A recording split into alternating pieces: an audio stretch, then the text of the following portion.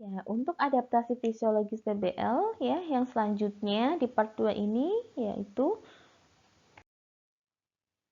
ya untuk selanjutnya adalah termoregulasi ya.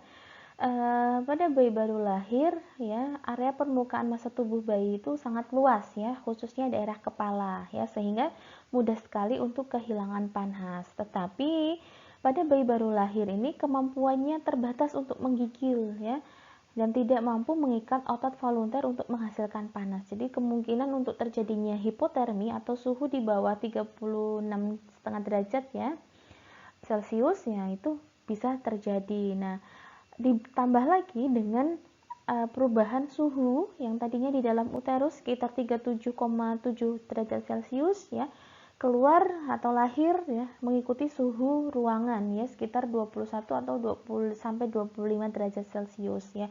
Sehingga ini bayi akan mengalami stres ya seperti karena perbedaan itu mengalami stres ya yang disebut dengan cold stress. Cold stress ini adalah tanda dari hipotermi ringan ya.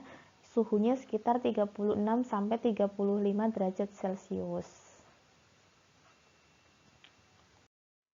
Nah, ini cold stress itu dia akan meningkatkan metabolisme dan meningkatkan penggunaan glukosa yang tersimpan di dalam tubuhnya. Peningkatan cadangan glikogen ya, peningkatan penggunaan cadangan glikogen sehingga cadangan glikogen menurun, akhirnya terjadi hipoglikemi ya. Kemudian penurunan produksi surfaktan membutuhkan O2, glukosa dan perfusi paru-paru. Nah, jadi di sini ya seperti kita kalau mengalami kedinginan pasti akan menggigil ya, akan mengeluarkan panas tubuhnya. Tapi beda sama bayi. Bayi itu terjadi penurunan suhu ya, terjadi perubahan suhu, tetapi dia tidak bisa menggigil ya. Kemudian otot-ototnya juga tidak bisa menghasilkan panas. Nah, sehingga nanti bisa terjadi hipotermi. Kemudian pada saat tidak menggigil ya, di situ si bayi itu akan menggunakan cadangan glikogennya sehingga nanti stoknya menurun nih. Nah, akhirnya karena penurunan cadangan glikogen terjadilah hipoglikemi ya. Nah, ini kemungkinan terjadi kehilangan berat badan dan kegagalan peningkatan berat badan. Ya, kemudian pada saat meningkatnya metabolisme ya terjadi peningkatan konsumsi oksigen ya yang bagian sebelah kanan ya. Akibat karena adanya peningkatan frekuensi nafas. Makanya kebutuhan O2 ya melebihi daripada yang tersedia. Ya, jadi bayi butuhnya banyak tetapi yang tersedia adalah sedikit. Nah, itu disebut dengan hipoksia. Ya, timbullah muncul metabolisme anaerob dan produksi asam laktat sehingga penurunan pH, kemudian penurunan produksi surfaktan gitu. Jadi dari cold stress tadi ya, bayi mengalami suhunya menjadi 36 sampai 36,5 derajat Celcius menimbulkan bisa terjadi hipoglikemi dan hipoksia. Nah, kehilangan panas ya selain dari faktor tubuh bayi itu tadi yang sangat luas ya, ini bisa terjadi kehilangan panas ya.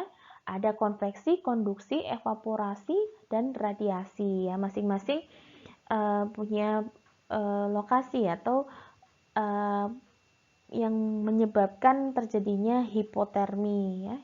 Misalnya seperti konveksi ya, dia karena ada paparan dari kipas angin, konduksi karena suhu lingkungannya lebih rendah daripada suhu tubuh bayi ya. Misalnya bayi diletakkan di atas meja dari logam. Kemudian evaporasi ya, bayi tidak segera dikeringkan ya setelah proses kelahirannya. Kemudian radiasi ya, bayi diletakkan dekat tembok yang dingin. Itu juga bisa mempengaruhi kehilangan panasnya bayi.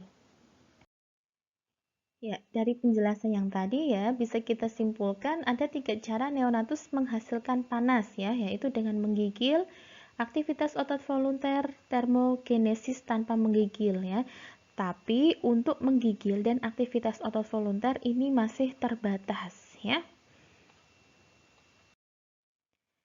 Ya, termogenesis tanpa menggigil itu adanya peningkatan kecepatan metabolisme atau penggunaan lemak coklat ya, brown fat ya. Kemudian terjadi neuroepinefrin dan pemecahan asam lemak yang terjadi disebut dengan dioksidasi ya. Kemudian nomor 2 terjadi pemobilisasian lemak coklat. Nah, lemak coklat ini ya bisa kita lihat di sini, lemak coklat adalah lapisan yang berada pada dan sekitar tulang belakang bagian atas klavikula, sternum, dan ginjal serta pembuluh darah besar ya. Bayi baru lahir belum dapat mengatur suhunya yang tadi menimbulkan stres mekanisme tanpa menggigil ya. Akhirnya lemak coklat yang akan dimanfaatkannya untuk meningkatkan panas tubuh ya, maksudnya sampai 100% ya. Untuk membakar lemak coklat itu membutuhkan glukosa. Jadi semakin tua semakin banyak lemak coklatnya ya. Kita bisa lihat pada gambar ini tempat lemak coklat yang ada pada bayi baru lahir. Nah, metabolisme glukosa ya untuk memfungsikan otak ya membutuhkan glukosa. Glukosa bayi baru lahir akan turun dalam 1 sampai 2 jam ya. Koreksi penurunan glukosa darah itu adalah pemberian ASI ya. Kemudian glikogenolisis ya, glukosa dari glikogen kemudian hati ya, minggu-minggu terakhir kehamilan ya. Kemudian gluconeogenesis. Ya, asuhan seorang bidan dalam mencegah bayi baru lahir kehilangan panas ya, yaitu dengan cara membersihkan jalan nafas, memotong tali pusat, dan pengkajian kondisi bayi. Nah, keuntungan penundaan pengklaim tali pusat ya, ini meningkatkan volume darah neonatus antara 25 sampai 40% ya. Pencapaian oksigen yang adekuat ya akan lebih cepat membuat penutupan struktur janin seperti ductus arteriosus terjadi pada 1 sampai 3 menit ya. Ya, penundaan pemotongan tali pusat versus percepatan pemotongan tali pusat ya. Ini jika setelah lahir bayi diletakkan pada permukaan vulva atau di depan vulva selama 3 menit sebelum pengklaiman tali pusat menyebabkan perpindahan darah sekitar 80 mili ya dari plasenta ke bayi. Nah, sel darah merah dalam jumlah darah ini akan segera hancur dengan hemolisis, tetapi ini memberikan sekitar 50 mg zat besi pada cadangan bayi dan mengurangi frekuensi anemia defisiensi zat besi nanti pada masa balitanya.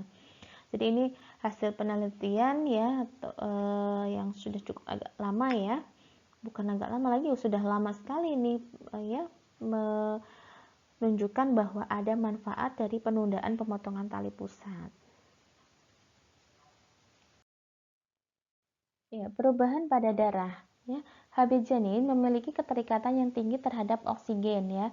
Hb normal janin sekitar 14 sampai 20 gram per desiliter ya.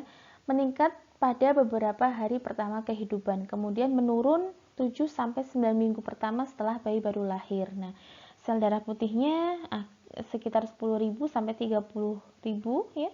Kemudian Hb normalnya 2 bulan sebesar ya 12 gram desiliter. Nilai Hb janin pada awal dipengaruhi waktu pengklaiman tali pusat ya. Umur sel darah merah bayi itu sekitar 80 hari. Ya, selanjutnya adalah perubahan pada sistem gastrointestinal ya. Sistem gastrointestinal pada BBL cukup bulan itu relatif matur ya. Namun jika sinter jantung dan sambungan esofagus bawah tidak sempurna, bisa terjadinya regurgitas, yaitu naiknya makanan dari kerongkongan atau lambung tanpa disertai oleh rasa mual maupun kontraksi otot perut yang sangat kuat. Jadi makanan keluar ya dari mulut tanpa adanya dorongan rasa mual dan kontraksi otot perut yang sangat kuat ya. Kapasitas lambung ya bayi baru lahir itu 30 cc ya untuk BBL cukup bulan. Kemudian epitel usus pada BBL belum matur sehingga pemberian ASI awal akan mempercepat penutupan usus karena menghasilkan imunoglobulin A dan menstimulasi proliferasi enzim usus. Jadi akan membantu percepatan pembentukan enzim usus ya. Kemudian kolon ya, BBL belum efisien menyimpan cairan. Selanjutnya adalah perubahan sistem imun ya. Sistem imun neonatus tidak matur itu akan beresiko terjadinya infeksi dan respon alergi ya. Pada dasarnya BBL punya imunitas alami ya, yaitu perlindungan oleh kulit dan membran mukosa, fungsi saringan saluran nafas, pembentukan koloni mikroba di kulit dan usus, dan perlindungan kimia oleh lingkungan asam lambung. Kemudian ya, bayi memiliki imunoglobulin guna meningkatkan sistem imunitas yang diskresikan oleh limfosit dan sel-sel plasma. Ya. Berikut antibodi yang didapat bayi baru lahir, ada C, ada M, dan A. Ya, yang pertama adalah imunoglobulin C ya. Ini didapatkan sejak dalam kandungan melalui plasenta.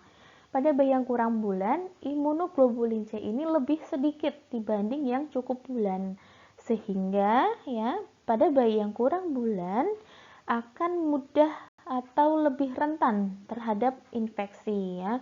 Kemudian bayi mendapatkan imunitas dari ibunya ya, imunitas pasif ya, dalam jumlah yang bervariasi ya, setiap bayi berbeda dan akan hilang sampai usia 4 bulan sesuai dengan banyaknya kuantitas imunoglobulin C yang diterimanya saat dalam kandungan ya.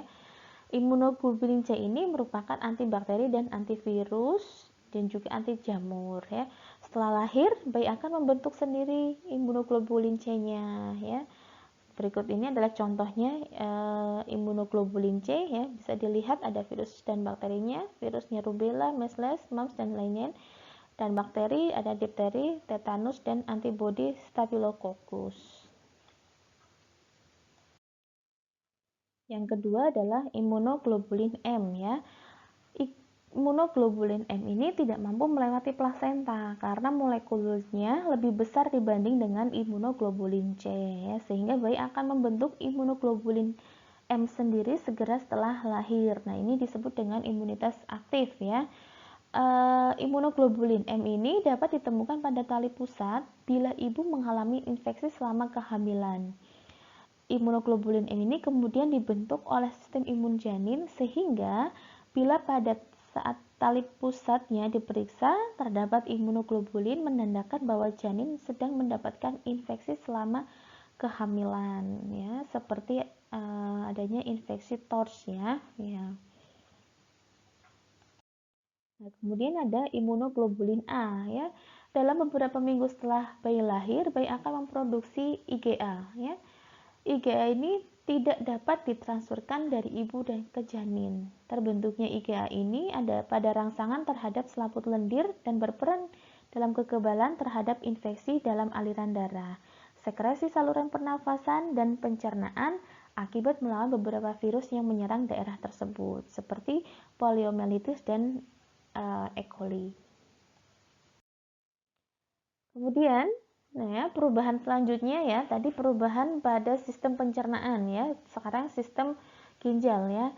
Ginjal mengatur kebutuhan cairan dan elektrolit dan mengatur keseimbangan asam basa tubuh dan pengeluarannya.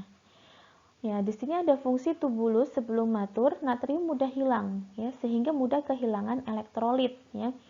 Pada bayi yang mengekspresikan urin ya pada 40 jam pertama kurang lebih sekitar 30 sampai 60 mili, yaitu sebanyak 6 sampai 10 kali buang air kecil ya. Kemudian pada pemberian obat BBL perlu diperhatikan dosis dan cara pemberiannya karena ginjalnya juga belum matur ya, belum matang atau belum pembentukannya belum sempurna. Ginjal bayi lahir menunjukkan penurunan aliran darah ginjal dan penurunan kecepatan filtrasi glomerulus. Kondisi ini mudah menyebabkan terjadinya retensi cairan ya. Kemudian fungsi tubulus tidak matur sehingga dapat menyebabkan kehilangan natrium dalam jumlah yang besar dan ketidakseimbangan elektrolit lainnya. Ya, makanya ini terjadi bayi baru lahir kurang bulan. Nah, fungsi ginjal belum sempurna karena jumlah nefron masih belum sebanyak orang dewasa, ya.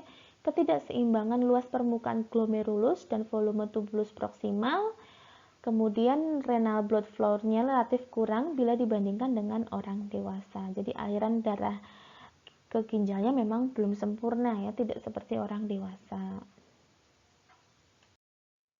Selanjutnya adalah perubahan pada sistem hepatik pada bayi baru lahir, ya.